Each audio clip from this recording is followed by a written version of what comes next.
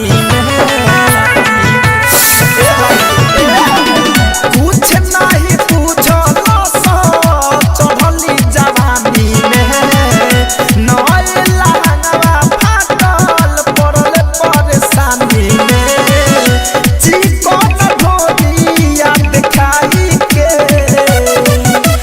मन रहे पढ़ल जबई त चढ़ल दुरस चौकी हुआ चाके पतर की कमर हिला के पतर की कमर हिला के अरे मन रहे पढ़ल जबई त चढ़ल दुरस चौकी हुआ चाके पतर की कमर हिला के पतर की कमर हिला के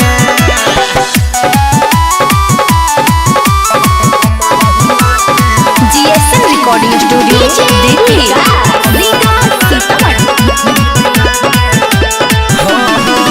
नहमरी पटमरी छुबले बा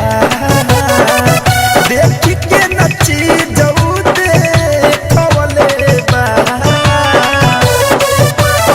अरे भाई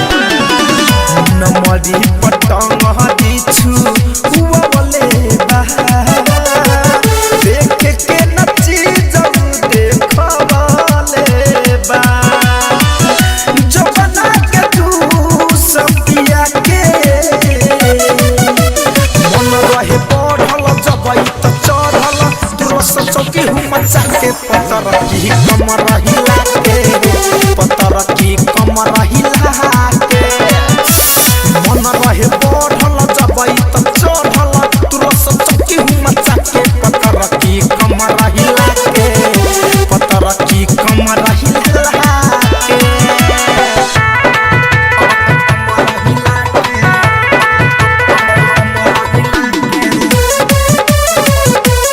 music by Gaurav Roshan DJ Vikas Riga Sitamarhi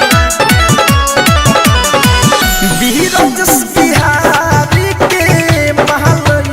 बाटे रे परमत गिरी के कटल गाल बाटे रे अरे सच कहत यार प्रजापति चंदन के महल बाटे रे परमत गिरी के कटल गाल बाटे रे धनंजय के गाना बजाई के आगे मन रहे पढ़ल जबई त चढ़ल दुरस चौके हुआ चाके पतर की कमर हिला के पतर की कमर हिला के आगे मन रहे पढ़ल जबई त चढ़ल दुरस चौके हुआ चाके पतर की कमर हिला के पतर की कमर हिला के